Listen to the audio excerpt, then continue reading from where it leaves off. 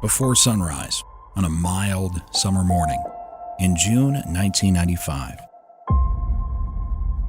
A 27-year-old television news anchor named Jodi Huisentruit hurriedly left her apartment in Mason City, Iowa, headed for work.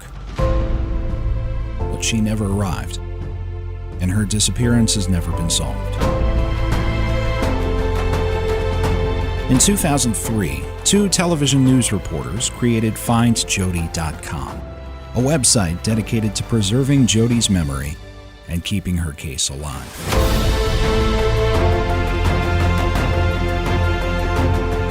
This is the official Find Jodi podcast. Welcome back to the Find Jodi podcast. I'm Scott Fuller. On this episode, the second of our Q&A releases for the podcast. We'll be joined by Caroline Lowe and Jay Alberio, both Find Jodi team members. Caroline Lowe with 40 years of investigative reporting experience, and Jay Alberio, former head of investigations for the Woodbury, Minnesota Police Department. The first part of this episode will be a reaction to your comments and questions about Tony Jackson, the latest episode that we released in the series. Tony Jackson is a serial rapist who was living very close to Jodi Huisentruit at the time that she disappeared in 1995. He's currently serving life in prison. We would recommend you go back and listen to that episode before pushing play on this one. The second half of the episode will be more general questions that we've gotten from you in the last few months since our last Q&A episode. And finally, we'll wrap up the episode commenting on some recent events surrounding the case, I suppose, including a recent find of human remains in Mason City and proposed legislation in the Iowa legislature that would form a cold case division for the state. All that is coming up next. We hope you enjoy the second Q&A episode of the Find Jodi podcast right after this. Let's start with, are there any specifics of Tony Jackson's conversations with the probation officer that he dropped in on for those unplanned visits? Do we know at all what they talked about during those visits? We don't have any knowledge of what the conversations involved, and I don't know if Caroline, if you were able to get into that detail. But as an investigating police department, if you're aware that you have a possible person of interest that showed up to the probation officer's office, 2 unscheduled visits, I would be wanting to know what transpired there. Did the Mason City Police Department follow up? We don't know that. We don't know the specifics as well, and I was there as part of the WCCOI team covering the Jackson potential connection many years ago, and we do know that the probation department was across the street from the police department, where there was a lot of activity going on. The news cameras were there. There were daily press conferences with the police chief. So whether that had anything to do with anything, we don't know, but it's pretty unusual, as the person who runs a probation office said, for someone to show up who's not required to show up at your probation office. That doesn't happen very often, according to the people we talk to. Usually it's the opposite, that they're not showing up. The probation officer has to go and track them down because the individuals aren't showing up when they're supposed to. So for somebody to show up twice unscheduled, that is very strange. Somebody who was on crutches that week, who had been had supposedly some kind of injury at the meat plant where he was working, to go out of your way if you had an injury to go visit your probation officer. That got on our radar. In the end, we don't know what it means, but it certainly was on our radar. Caroline, about the search in Tiffin, Iowa, you were reporting for WCCO at this time. You'd been reporting on the Tony Jackson story at length to that point. And walk us through the whole wrap all the way to where you and law enforcement from these different agencies are standing at a silo in Tiffin, Iowa, with cadaver dogs. Seems like it took about 4 or 5 months for that part of the story to develop and finally air. Exactly. What happened is we'd done a WCCOI team report in 1998. I'd first covered Tony DeJuan Jackson after he was arrested for basically a rape rampage that went on in the Twin Cities in May of 1997. 4 rapes in just over 2 weeks. Very large number of rapes had occurred. Months later, we heard through a law enforcement source that Tony Jackson had been living in Mason City at the time Jodi disappeared. So we ended up doing some more digging on our own. We learned not only was he living in Mason City 2 years earlier, but he was living 2 blocks from KIMT, where Jodi was anchoring the morning news. So we put together an I-team report with another number of things that basically said this is somebody who needs to have a closer look, in our opinion. We knew that the Woodbury police under Jay Alberio had sent a whole file to Mason City to take a look. And what we had heard is they seemingly had not shown a lot of interest. So we did our own digging. And after we did those reports, several months later, another law enforcement source told me that one of his sources, who was somebody who was incarcerated at the Ramsey County Jail in St. Paul, a cell block mate of Tony Jackson, had heard Jackson had made a statement that he supposedly had abducted and killed an anchor woman. He claimed he'd also put together a rap rhyme that this person who wrote it down. And the short version is he said somebody is stiffin' and tiffin' in a pilage of silage, went on some more details of where that might be. Our I-team put together, did some digging, and we found that, in fact, there was in Tiffin, Iowa, there was a farm area. We found a abandoned farm site. We found a silo on the site that seemed to kind of fit as a possibility. We went back with the head of our I-team at the time, Julie Kramer. We went to our bosses and said, can we take a look? Can we maybe bring in cadaver dogs or something to see if we can get more answers? Through research that Julie did, we found 3 cadaver dogs associated with police handlers from different parts of the country. It was Texas and Kansas, I believe. They agreed to come in and take a look at this silo, and they would only do it if they had permission from the property owners. They had the law enforcement involved. They wouldn't just do it for some media hunch. So we reached out to Mason City Police. They came to the site. Mason City Police invited the local sheriff's office to come in, asked them because it was their jurisdiction. And our crew watched from somewhat of a distance. They kept us away from the silo, but they watched as 3 dogs with their handlers searched the site. And while we were there, 2 of the 3 dogs showed a very clear alert, what later turned out to be some boards with something on it. And they also reacted to a piece of fabric. The 3rd dog showed some interest, but not as much interest as the other 2. That prompted investigators on the scene to start digging in the silo to see if maybe these dogs, who were trained to identify the odor of human death, not animals, if there was something there.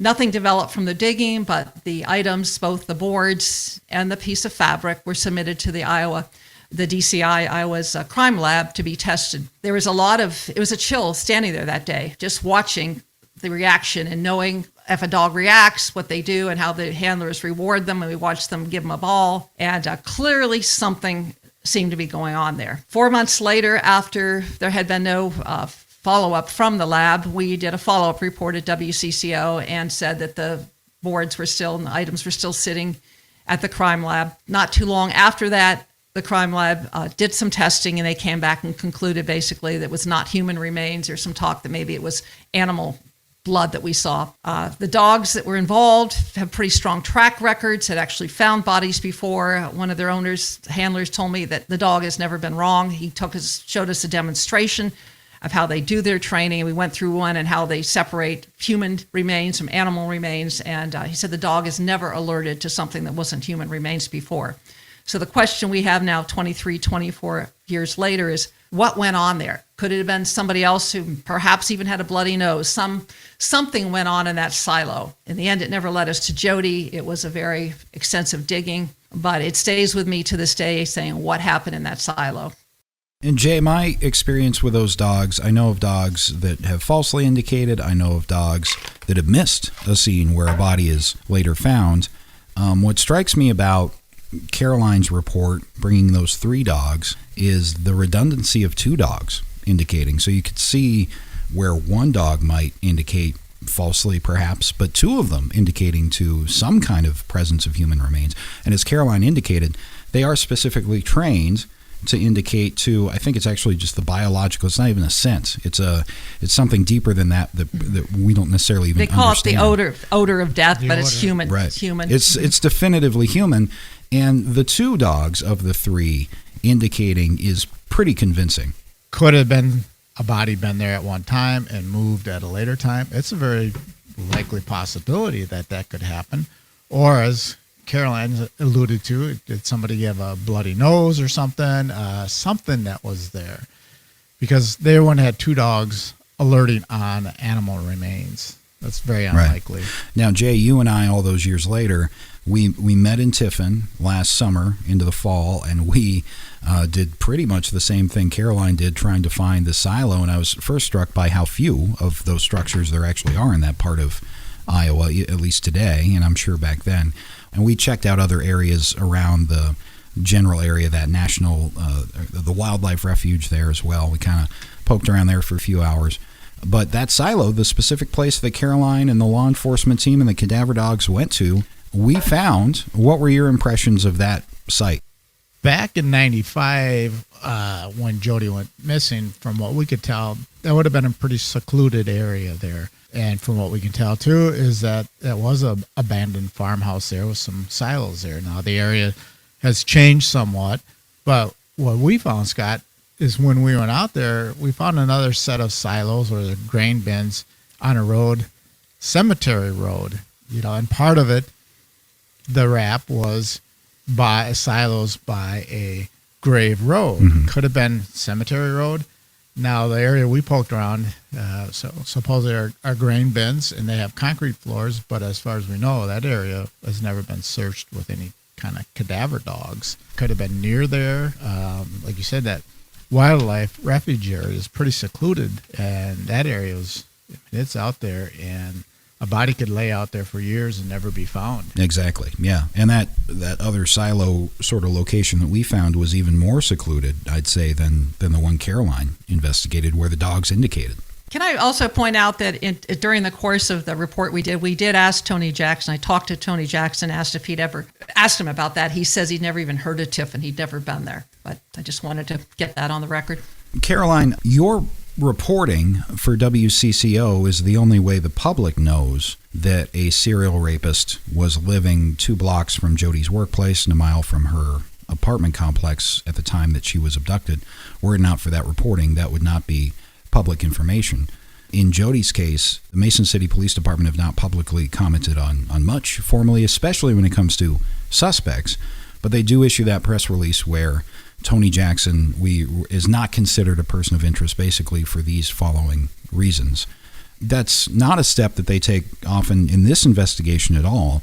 When you see that press report, did you see it as fully explanatory of satisfactory, I guess is a better word, of their investigation, or did you feel it was wanting and worth a second look? I found it to be, frankly, a very tiny press release with just sort of generic things that they said they did, a polygraph, the palm print, that sort of thing. But I would like to have known a lot more details. I mean, if they have an alibi, if they were able to conclusively, say, find Jackson at a cash machine or something that eliminated him, why not share that with the public? It seems to me that instead of keeping it out there, keeping the questions out there, share what you know. With the polygraph, They did talk after Thomas Korskaden was checked out, another sex offender up in Minnesota. They seemed to share a little more information on that, and I totally get why they wouldn't share something with somebody who remains a person of interest, but somebody that they have cleared. I think the public would be served to know what cleared him, other than we did these tests. The polygraph, if he passed it, we don't know. We don't know how he did on it, but supposedly John Van Cise passed a polygraph, and that did not eliminate him from continuing to be a person of interest. True. So I think it would be really helpful to know what they have that made them, really from the beginning, not show much interest. From when Jay Alberio first reached out to them, when we followed up, different things, when we tracked down a car that Tony Jackson bought the day before Jodi disappeared. A couple of weeks later, the police still have not, after we told them about it, they had not checked it out. So that tells me seemingly they have enough, they believe, on the person they focused on, but certainly not enough that we've ever seen any charges. And we asked the lieutenant at the time about the report from Minnesota, and he turned around and showed us the notebook, and then he's kind of dusting it off. And to me, that was just it really stood out. Like, this is not something symbolic. That they consider symbolic. Yeah. And it's like, what do they have that makes them so convinced it's not Tony Jackson? And I wish they would share that with us. One thing we got to clarify is that we don't know exactly everything they've done with their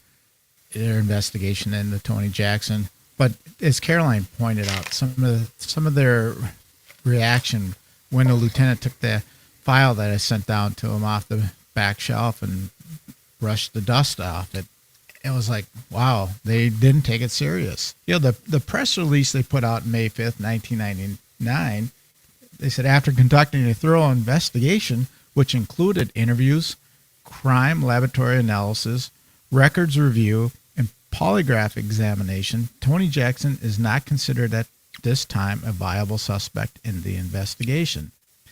Now, what I would like to know is, who did they interview? How many interviews did they conduct? We've talked about this in the past. There's a lot of people that you'd want to interview.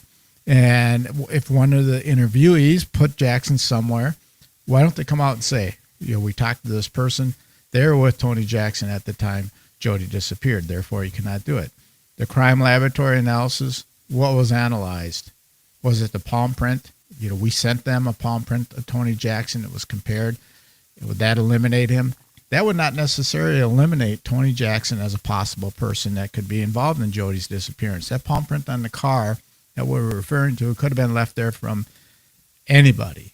It could have been left from a totally innocent person. Records review. What records did they review? We know that Tony Jackson had gone to the hospital claiming he injured his leg at work. So were those the records they reviewed? Did they review phone records? We don't know what other records they reviewed. And as far as polygraph examinations, they're not 100% reliable. They don't use it. They're not allowed in court. It's an investigative tool. And I've seen cases, and I've heard about cases where somebody's actually failed the polygraph and they had absolutely nothing to do with it. Nothing. And there's people that passed the polygraph that actually was involved in the case. So, polygraphs are subjective to the polygraph examiner, interpretation. And I recall distinctly that back when Mason City Police Department was in contact with us about Tony Jackson, they had told me that the polygraph was inconclusive, which means they couldn't tell whether he was truthful or if he was lying. So, in that, in my opinion, it was not that he passed the polygraph, nor that he failed it. They just didn't have enough to make the determination. And why they would say he passed the polygraph later, I'm not sure. Yeah, I'm familiar with one case in Massachusetts where 11 people of interest failed a polygraph examination. Right. I was going to say, I think one of the things that really struck me in our last podcast, and I thought about it quite a bit, is even if Jackson has nothing to do with Jodi's abduction, and we have no evidence that he did, he would be a defense alternate suspect number one. And I've heard some feedback from some people I know who've covered the courts as reporters, and they said any good prosecutor is going to want to make sure no stone is left unturned. So you want to investigate your potential alternate suspects as thoroughly, perhaps, as the person who is charged. So it hits me that what if they have somebody someday has nothing to do with Tony Jackson, they go to court, and because seemingly he has not been thoroughly investigated, you could have reasonable doubt where somebody who actually for sure took Jodi is acquitted based on reasonable doubt. That's to me is very disturbing. So I feel it's just really critical that I hope that he has been as investigated thoroughly, and we just haven't heard more details. I mean, that's a great point, because if you're ever going to prosecute this case, the police need to have eliminated those suspects like Jackson just as much as they put a case together against whoever they would end up arresting for the case, just to prosecute it. That's been, I've sat in hundreds, if not thousands of hours of courts and things, and I've seen how that can play out. And what a tragedy if the wrong person is charged, if the right person is charged, but that person walks because of an investigative gap. And at this point, was it 26 years after Jodi's abduction, what do you have to lose by releasing more information of what has been done? What they did in Tony Jackson's case to eliminate him as a suspect. Scott, you and I talked about before, holding back some information that only the perpetrator would know. And in my opinion, the one piece of key information or evidence would be that the perpetrator would be the only one that would know is where Jodi's remains are at. So, in my opinion, if you let everything else out, presented what you have, other than the perpetrator is still going to be the only one that knows where Jodi's remains are at. Which is why we rely on the physical evidence. The only physical evidence at the Jodi scene is the hair that police have confirmed and the palm print. When it comes to Jackson, first off, Caroline's made the point, this is totally true. Let's say the palm print belonged to Tony Jackson. Well, that would be pretty indicting because he has no reason to be there at that time. If the palm print belonged to somebody that was closer to her, that's not necessarily as indicting. So the palm print and the hair, as relates to Jackson, following up on the episode we just did, but also just generally is the only physical evidence of the case. We also get a lot of questions about the hair when it comes to DNA, so maybe we should clarify a little bit about what is possible through DNA through the hair there too. One thing that when Frank Stearns mentioned on a national crime show that a hair was obtained, the interviewer pressed him, asked, was there a root? And he would not answer that. That's pretty critical in terms of what role it might play. And I've also talked with some investigators who are not as high on the hair thing as being as significant as other kind of physical evidence. In the episode, the Jackson episode that we just released, and we kind of skimmed by it in the episode, and that's on me because I wanted to spend more time in the episode on it. But Jay, you are telling of how Tony Jackson, actually you hear the audio in the episode, during his interview after he's arrested, Tony Jackson saying, I don't necessarily think he knew what he was saying when he said, I've sat in courtrooms and I've viewed these sex offenders. That's my only relationship with sex offenders, is I've seen these cases on TV and I've sat in courtrooms watching these trials. That really stuck out to me, and I think in the episode we probably should have underlined that a little bit better, because that's not something I do.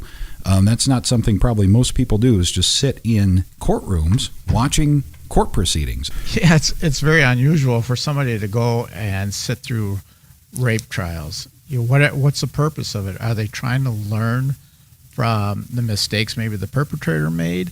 One thing I did find interesting is that one of the cases I was reviewing, the Cottage Grove rape case, the victim tells Tony Jackson as he's leaving that if he leaves her alive, she's not going to say anything or report it.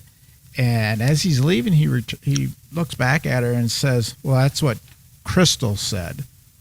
And looking further into that report of a rape in 1996, where the victim's name was Crystal.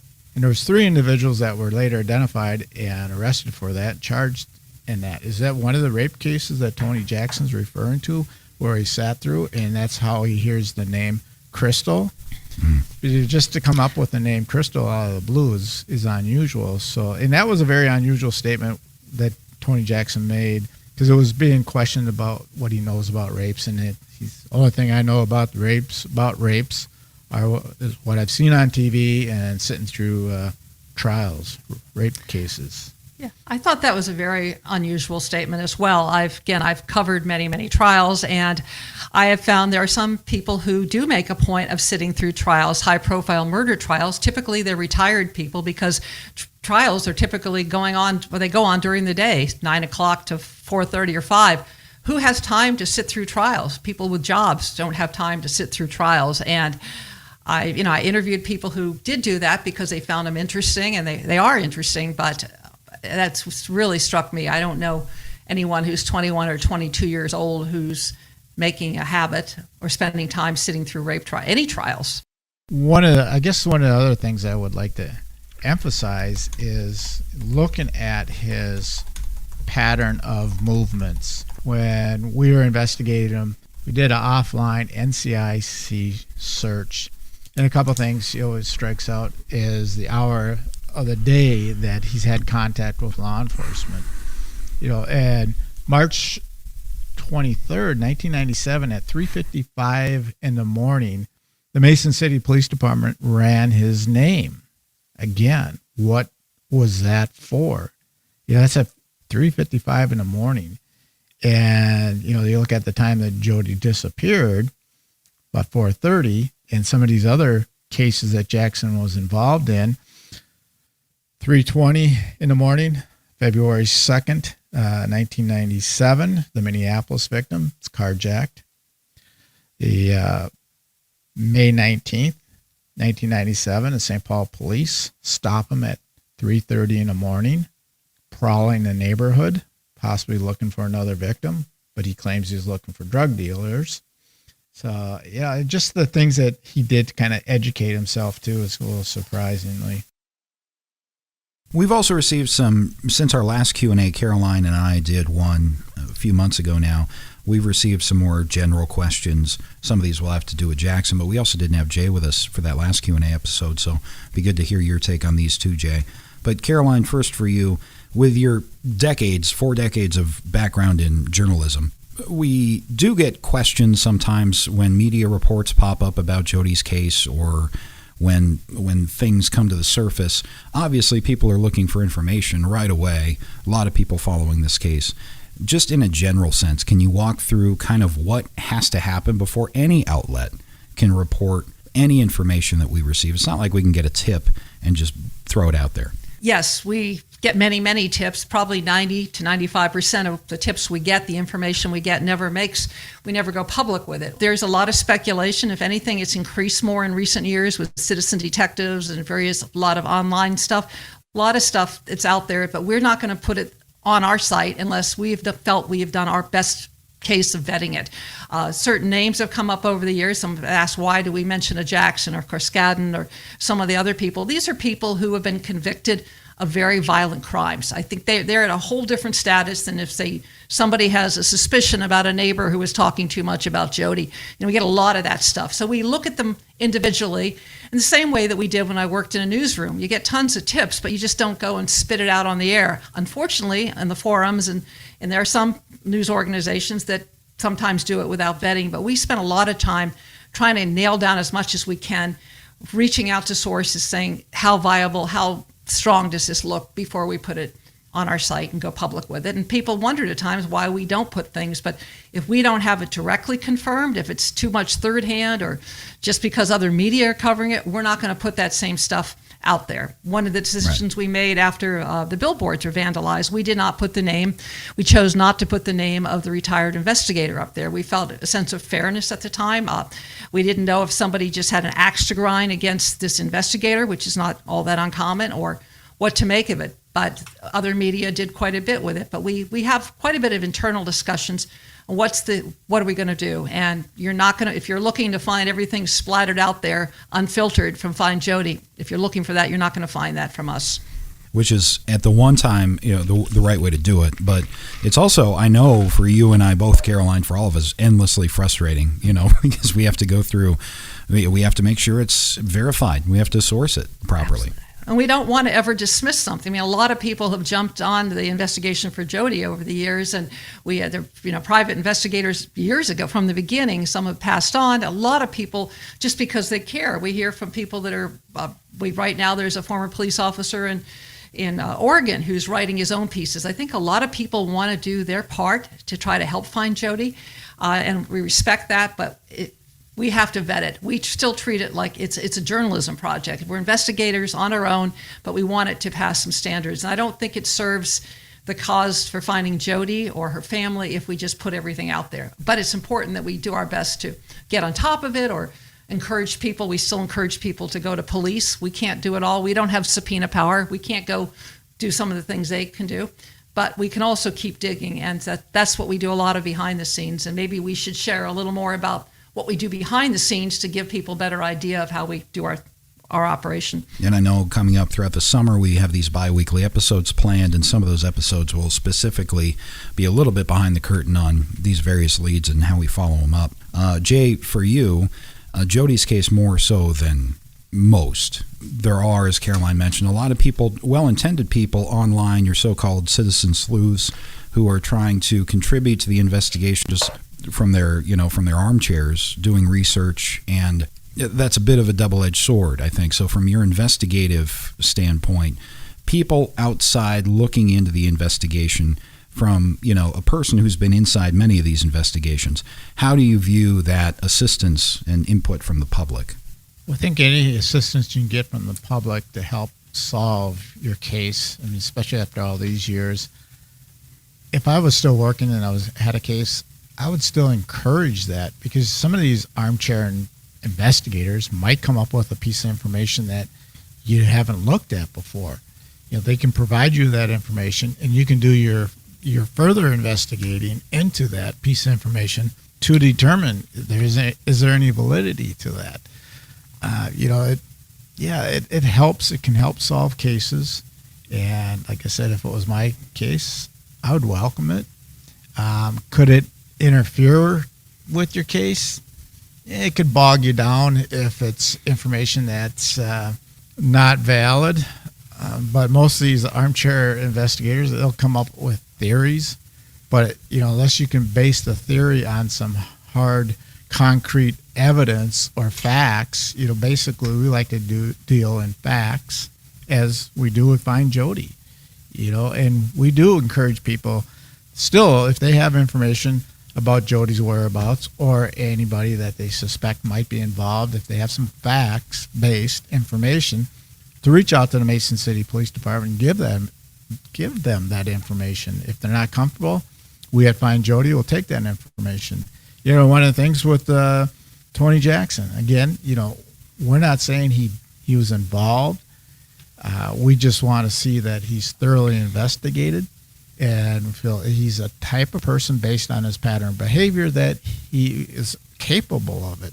So if there's anybody out there that has information on Tony Jackson, that was acquaintance with him, a friend, or worked with him, co-worker, and they got information, give it to the Mason City Police. If not comfortable, contact us at FindJodi.com. Or the Iowa DCI, Division of Criminal Investigations, and we'll put the connections at the end. As Patty Wetterling said a few weeks ago when I interviewed her for the podcast, she said, if you've been carrying something around, if nothing else, just share it. Go to law enforcement, because maybe it has nothing to do with it, but at least you know that you've done something. And as our billboard says, someone knows something, is it you? It could be the thing you least would expect, could be critical, but it could be another piece in the puzzle that maybe law enforcement is looking for or that we haven't heard about, but just don't make Jodi's family wait another year with no answers. Right. And we get tips at FindJodi, both anonymously and otherwise. I'd say on average, they come in daily. And you can kind of get a sense just based on our knowledge of the case, which are more intriguing than others, because some are very vague. But there are those that come in all the time, very frequently on a regular basis that, well, that one's interesting. That's something we should follow up on. And we've had a lot of rabbit holes. I mean, maybe in some future podcast we can share some of them without naming names. But there was a day about a year and a half ago, I was sure there's something was going on. Somebody thought they recognized a convicted killer in a photo. Mm-hmm. And we did some checking. It turned out not to be, but oh my goodness, it looked so similar to the person who was in the news, and I just froze in my car for about 5 hours as I'm doing all kinds of checking. I sent the photos to some law enforcement sources. We have a lot of people outside of our team who help us just to bounce things off of. Boy, it sure seemed that way, but turned out it had nothing to, it wasn't the right person. It wasn't the same person, but there was a lot of a physical similarity. And you're right, that photo was amazing. It was a dead ringer. Jay, Caroline and I on the last Q&A were asked a couple of these, so I'll give these to you. Has it been looked into that anybody else might have been in Jodi's apartment either the night before or even that morning of? There is no indication that we're aware of that was the case, but as an investigator looking at the scene, I guess, what are the first steps that should have been taken? And is all the crime appears to have taken place in the parking lot based on Jodi's items there around her car. But that doesn't necessarily mean you shouldn't look into the apartment, right? In fact, that's where she lives, so you'd want to examine the apartment as well. Just as in murder cases, we had a case involving a victim from St. Paul. She was actually murdered in a garage in St. Paul, but her body was dumped in Woodbury. So you got multiple crime scenes. And we don't know with Jodi's abduction, did they actually just start in the parking lot, or was there something that transpired in her apartment? So yeah, you're going to treat her apartment as another crime scene too. You're going to process it, look for DNA, any kind of physical evidence. If there's a couple beer cans or glasses there that might indicate there was another person there that night, you're going to collect that, process that for any possible evidence. And then, Caroline, from the scene, based on your reporting and all these years later, tracking down the beer cans and other cans in the sink that we hear about, I think, though, we should say, and correct me if I'm wrong, we don't know of all those beer cans that were seen by other witnesses before, in the days before the abduction, weeks before the abduction. We don't know that was evidence collected from the scene that day, right? We have no idea if those cans were ever collected, and there's been reports that we've never been able to confirm that there are actually some beer cans in the sink in Jodi's apartment. And I interviewed Rose Tobin, the manager of the building, she claims there was nothing, that the place was immaculate. So part of the confusion could be there are a number of people who came through the apartment afterwards who were there, and there's video of that WCCO had a number of years ago that was taken with the family's private investigator at the time. You really can't look at that apartment and what you see then as what was like when Jodi was there that morning. I'm glad you referenced that too, because people see that and they see it as crime scene footage, but it's not.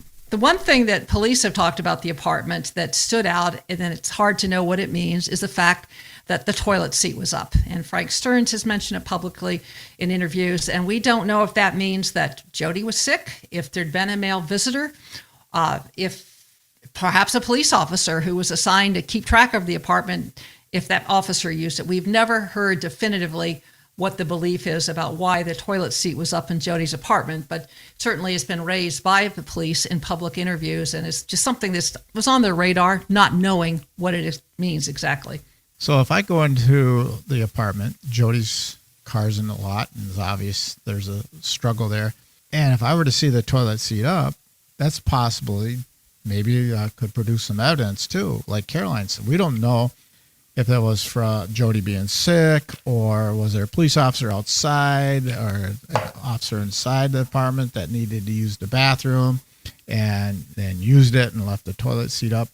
But it would also indicate, though, that I would want to process that. And again, we just don't know. Yeah, also, were there somebody there, even as late as when she left that morning, that person, to our knowledge, has not come forward, and you'd think they would unless they had a reason not to. Oh, you Exactly. would think that. Yeah, exactly. If there was somebody there with her when she left from work, and yeah, I mean, I'd find it hard to believe that they wouldn't have heard or seen something, and that they wouldn't have come forward after learning. Maybe they didn't see or hear at the time Jodi was being abducted, but why wouldn't they come forward after the fact and say, I was with Jodi up until the time she left the apartment? I mean, that's even, to go to the police and off the record, or, to go off to the police is probably not going to be off the record, but maybe just to keep it out of the public. Maybe the person had something to hide, but yeah, I just can't see that being the situation, that somebody was there and not come forward. And Jay, maybe you can address this. One of the things we've never heard is whether the apartment itself was treated like a crime scene, both the parking lot. If we know that there were searches, they were going through looking for like whatever clothing was missing, and they picked up various other things there. But we don't know if that was actually ever cordoned off in any way as a crime scene. Yeah, we don't know. As far as we know, we have never heard from any witnesses or anybody that made a statement that the apartment was sealed or was processed. I would imagine it was probably processed to some degree. Maybe our answering machine checked, that type of stuff. Any other indication, like you said, Scott, was there somebody there with her? But you definitely would want to process that apartment scene. We talked about some people who it's been publicly reported the police polygraphed, but Caroline, do we know, without being specific necessarily, have other people been polygraphed in the course of this investigation that we've encountered? We've heard of at least one person who was at Jodi's birthday party a couple weeks earlier, who was polygraphed. I believe Jay knows of somebody who was polygraphed who came forward as a witness. Trying to think, we know several potential persons of interest were polygraphed. There's one reference in the media that a pilot that Jodi knew at the time was polygraphed. Don't know his identity, but I would say probably just what we've heard anecdotally over the years, but not confirmed officially by police, at least a half dozen people have been polygraphed, and I suspect a lot more along the way. Just the fact that somebody who attended the birthday party was questioned, that to me was pretty interesting. At least 3 people whose names popped up as persons of interest. We have Jackson, we have Jodi's friend John Van Cise, Thomas Korskadden, the sex offender in Minnesota. Don't know how many others as well. Right. And the one witness that we know of was polygraphed. He had shared that with us. And the reason you polygraph witnesses, you want to confirm whether their story is legitimate or not. And I still go back to polygraphs are not 100%, and it's an investigative tool. But you just don't end your investigation just because somebody failed to polygraph or past it. Right. You still got to substantiate the information. Yeah, corroborate it some other way. But Jay, along the investigative tool line, is part of that just maybe old school police work, asking someone if they'll take it, engaging the reaction? Oh, absolutely. You want to see what their reaction is to that. Are they like, yeah, bring it on, let's do it, or no, I'm not going to do it. You want to see their reaction to that question. There have been a couple of events, I guess, since our last Q&A episode, certainly, that we haven't addressed specifically on the podcast. One, very recently, we talked about some human remains that were found less than a mile downstream in the Winnebago of Jodi's apartment complex. And for those who don't know, the apartment complex is on the Winnebago, and it flows southeast. And downstream, they found remains last summer, and very near that spot, they found additional human remains only a couple of weeks ago. So we don't want to necessarily link those two finds, but the first remains that were found last summer have been confirmed to be those of a woman who was missing, a kayaker who went missing on the water 18 months or so before the remains being found. This second set of remains we're not necessarily linking again, but we want to make clear that the first set that was found have been identified, and we're awaiting test results from the state lab on that second set that were found. But as we said in the post at the time, Caroline, there's no reason to link Jodi to those remains. No. Several people we talked to on background basically told us they did not think so. Jodi's family was not notified, and I believe that they would have been notified if they thought they might be connected. And I did just talk earlier this week with an investigator with the state medical examiner's office, and he told me in terms of a time frame that the investigator who will be examining the bones is out on vacation right now, but after that person does that part, then the next part is going to be DNA testing, and we're probably talking at the earliest close to May 1st if it's even a rush situation. So we won't know definitively, but all indications at this point are it's the additional remains to the person whose partial remains were found earlier, but we don't know for sure. Earlier this year, we made a records request of the Mason City Police Department, and we got just a very short one-page incident report, is what it's called, that the public is entitled to about dates, times, things like that. But we did see from that incident report that the incident was logged and then closed within 4 days due to lack of information, lack of leads, for want of a better term. I wanted to ask you both about that since we haven't talked about it on the podcast. Granted, grand scheme of things, relatively small incident, but I was personally a little bit surprised to see the investigation had gone on for only 4 days. I was surprised because that it was such a short investigation, because there's a lot of speculation about what was the motive of the people who put it up there. I mean, one camp would say, oh, it's probably just an anti-police thing and an anti of the individual investigator. The other camp, and I've heard this from investigators outside that area, said, what if it's response to our message? Our message is someone knows something. Is it you? There's a name put up there, and there's the word machine shed. I just would have expected there would have been a bit more digging. I know when we talked to the chief many months later for a follow-up, he said they basically believed it was kind of a New Year's Eve shenanigans or something to that effect. And perhaps it was, but I wonder how police came to that. Maybe they had some information that they have in a follow-up report, which we're not privy to, but it was kind of surprising to see that there seemed so little information. When I would assign cases to investigators, you got to base it on what information you have. You sometimes there's a criteria whether you're going to assign something to be investigated. In the billboard, there's a couple things there: a name and a mention of a machine shed. And you said it was about 4 days from the time it was reported and they closed it. And again, we don't get those supplemental investigative reports. So they may have looked into it, that there wasn't a whole lot of leads or information to go on to investigate. So, I'd say 4 days really is not that uncommon for to close a case out.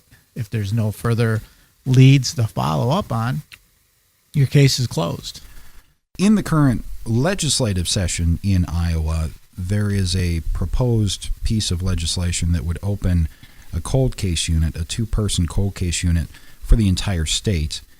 I did read the legislation. I haven't honestly followed the session where it's at right now.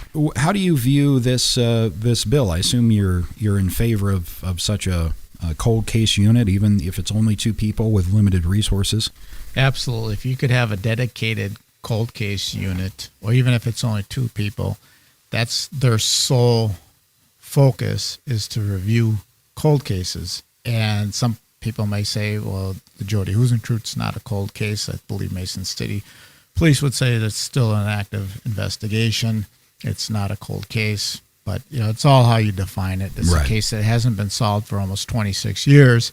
So it would be assigned to that cold case unit. And I think it would give it a lot of momentum. You get hopefully 2 new, fresh looks at the case.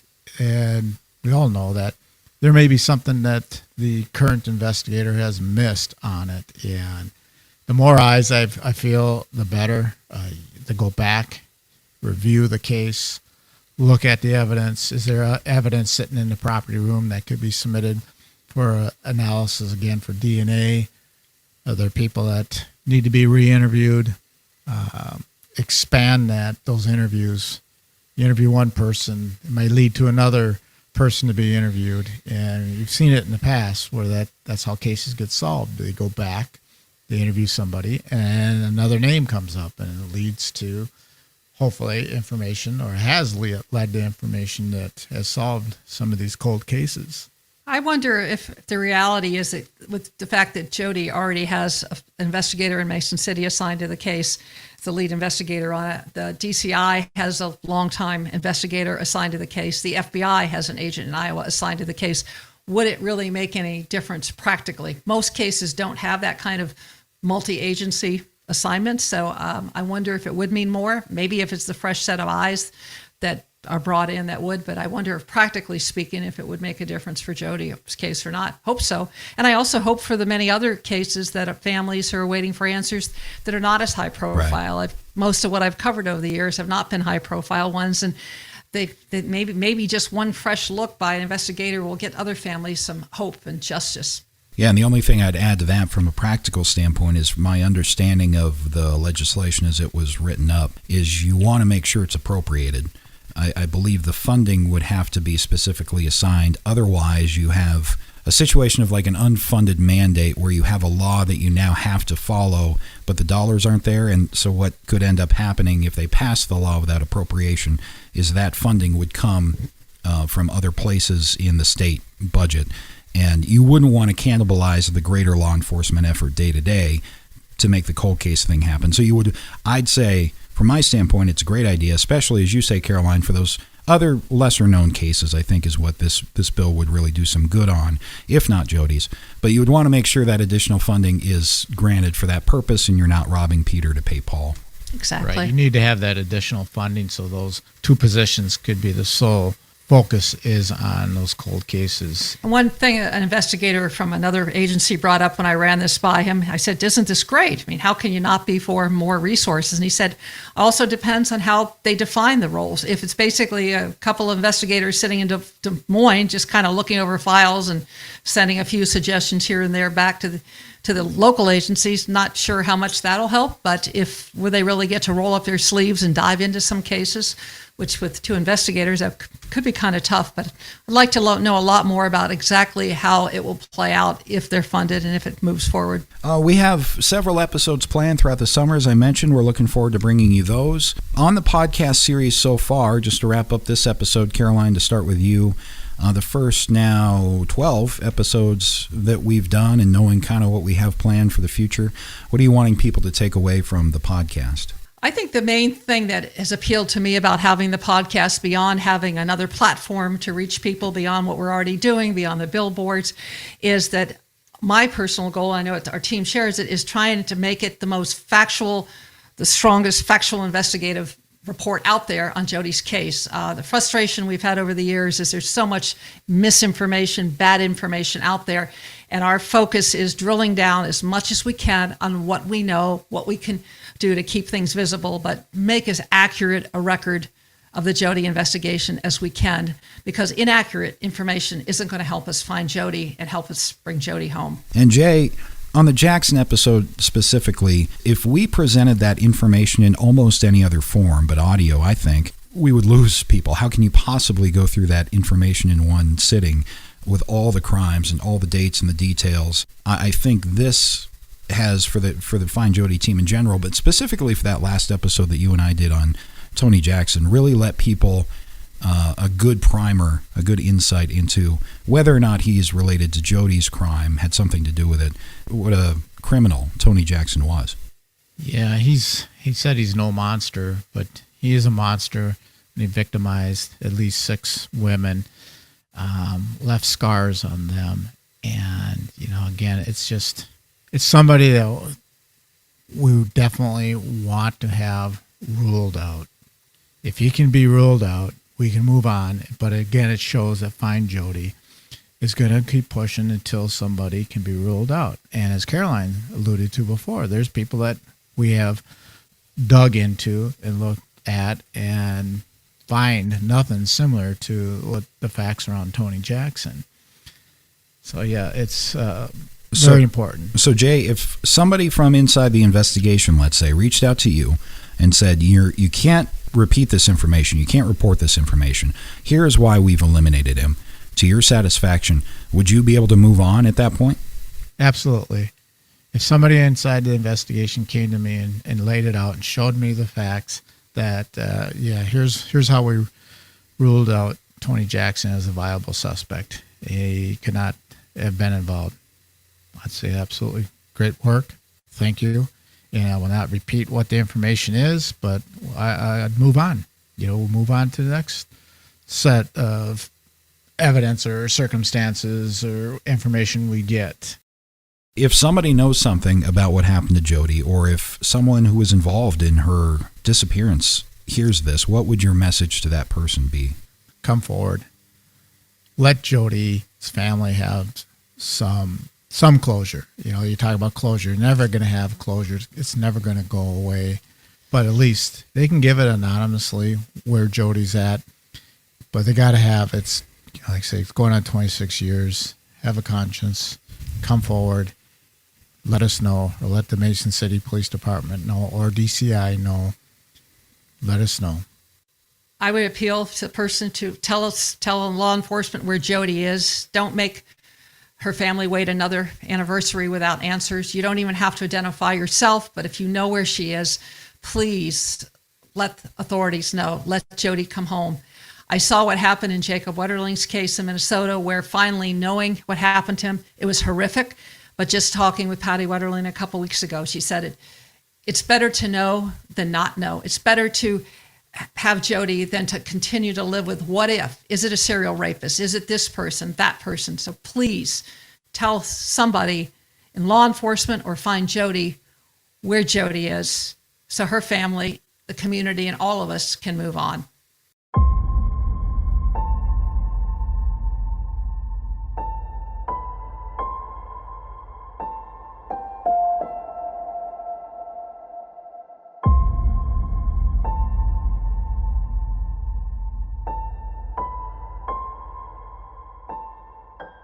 If you haven't done so lately, check out FindJodi.com. Past articles and archives and new updates and posts are there, so check back in often. Make sure that you find us on Facebook as well. FindJodi is a not-for-profit 501c3 organization. The FindJodi team are volunteers, and all donations made through FindJodi.com go to further our efforts to keep Jodi's case in the spotlight and push for answers in Jodi's disappearance.